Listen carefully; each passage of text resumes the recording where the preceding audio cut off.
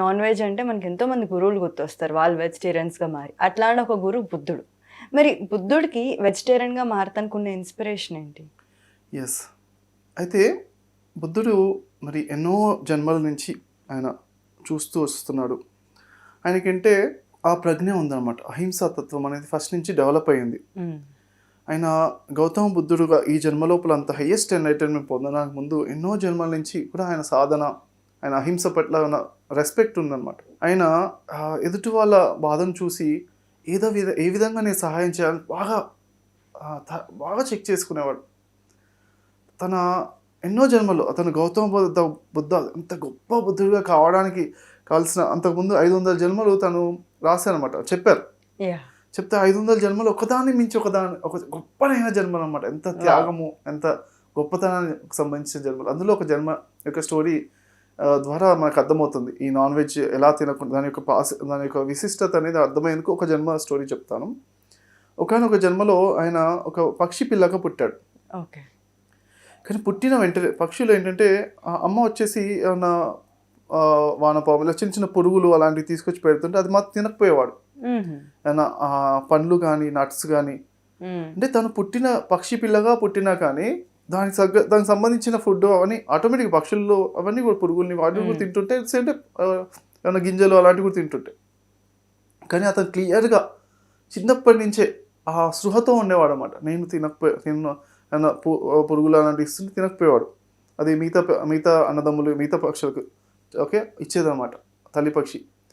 అయితే ఆ విధంగా చేయడం వల్ల అంటే స్టార్టింగ్లో అంటే మరి పెరిగే వయసు లోపల సరిగైన ఫుడ్ దొరకకపోవడం వల్ల తనకు ఇంకా బాడీ గ్రోత్ అనేది హైట్ వెయిట్ కానీ రెక్కల యొక్క ఆ బలం కానీ ఇంకా రాలేదన్నమాట. అంటే తొందరగా రాలేదు. కొన్ని రోజులు వస్తే తర్వాత ఇంకా స్ట్రాంగ్గా అవుతారు.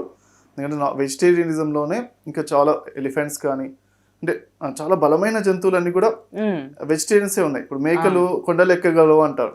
అలా అంటే ఎంత పర్ఫెక్ట్గా ఆ స్ట్రెంగ్త్ కానీ ఆ ఫ్లెక్సిబిలిటీ కానీ వెజిటేరియనిజంలో వచ్చేస్తుంది. అయితే కాకపోతే ఏంటంటే కొంత స్టార్టింగ్ పెరిగే వయసు లోపల ఆ టైం లోపల స్టార్టింగ్లో రాలేదు. మిగతా పక్షులకు వచ్చాయి. తనతో పాటే ఉన్న ఆ గుడ్ల లోపల ఉన్న మిగతా అన్నదమ్ముల యొక్క పక్షులు మిగతా వాటికి వచ్చేది అన్నమాట. రెక్కల బలం వచ్చింది. ఆ టైం లోపల అడవి అంతా కూడా అగ్ని మొత్తం అన్ని చెట్లన్నీ కూడా చాలా పెద్ద అగ్ని అనమాట. అలా వచ్చేసి అన్ని చెట్లన్నీ కాలిపోతూ అలా వస్తున్నప్పుడు ఇంకా అగ్నిదేవుడు వచ్చేసి ఈ దగ్గరికి రాగానే ఇతను చూడగానే అర్థమైపోయింది అన్నమాట. ఇతని యొక్క అంటే అహింస ఈయన ఏ జన్మలో కూడా ఏ ప్రాణికి కూడా హింస పెట్టలేదన్నమాట. అది చూసి వెంటనే అగ్నిదేవుడు అక్కడే ఆగిపోయాడు. జస్ట్ ఒక 5 అడుగులు ముందు ఆగిపోయాడు అన్నమాట. చూసి వెంటనే ఈయనకి నమస్కారం పెట్టి పక్షికి ఆ చిన్న పక్షికి ఎగరలేకుండా మిగతా పక్షులు ఎగిరిపోయాయి. ఆ నమస్కారం పెట్టి ఇక్కడ ఆగిపోయాడు అనమాట. అక్కడ ఒక కొంచెం దూరం లోపల ఒక 5-10 feet డిస్టెన్స్ ఒక రేడియస్ లోపల ఏమాత్రం అగ్ని యొక్క వేడి సెగలు తగలకుండా కొంచెం దూరంలో ఆగిపోయాడు అనమాట. అగ్నిదేవుడు రెస్పెక్ట్ చేశాడు. ఎప్పుడైతే రెస్పెక్ట్ చేశాడో ఇప్పటికీ ఆ ప్లేస్ అనేది ఇప్పటికీ ఇండియాలో ఉంది. అక్కడికి వెళ్ళి అగ్ని వెలిగించినా కానీ వెలిగదంట. ఆ కొన్ని ఫీట్స్ ఆ ఏరియాలో ఇప్పటికీ ఉందంట ఆ ప్లేస్. నాకైతే లిటరల్ గా గూస్బంప్స్ వచ్చింది వింటంటే. ఎస్, అంతటి యొక్క గొప్పతనం అన్నమాట ఒక జన్మలో బుద్ధుడి యొక్క ఆ జన్మలో. ఎందుకంటే తను మన కర్మ సిద్ధాంతం అనేది మనం ఏంటి ఎక్కడ ఎదుటి వాళ్ళకి ఎక్కడ కూడా మనము హింస చేయకూడదు, నొప్పించకూడదు అని తనైతే పట్టుగా దీక్షగా తీసుకున్నాడు.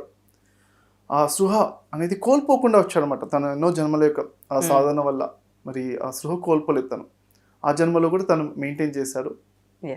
అలానే ఇంకా బుద్ధుడి మరి త్రిపీఠిక లోపల బుద్ధుడి యొక్క అన్ని కూడా గ్రంథస్థం చేయడం జరిగింది. అందులోపల లంకావతార సూత్రాలో మరి 16వ చాప్టర్లో క్లియర్గా చెప్పారనమాట బుద్ధుడు. ఏంటంటే నాన్ వెజ్ తినకుండా ఉంటే ఎదుటి ప్రాణులకు అంత హింస పెట్టి మనం ఆ మాంసం తినకుండా ఉంటే ఆ భూమి మీద అంతా కూడా అన్ని సకల శుభాలు జరుగుతాయి. ఇంకా ఈ డెత్ అనేది కూడా ఉండదు. అందరూ కూడా చక్కగా హ్యాపీగా ఉంటారు. అంటే హెల్త్ ప్రాబ్లమ్స్ కానీ అవన్నీ ఏమి ఉండవు అని క్లియర్గా చెప్పారనమాట బుద్ధుడు లంకావతార సూత్రాలు.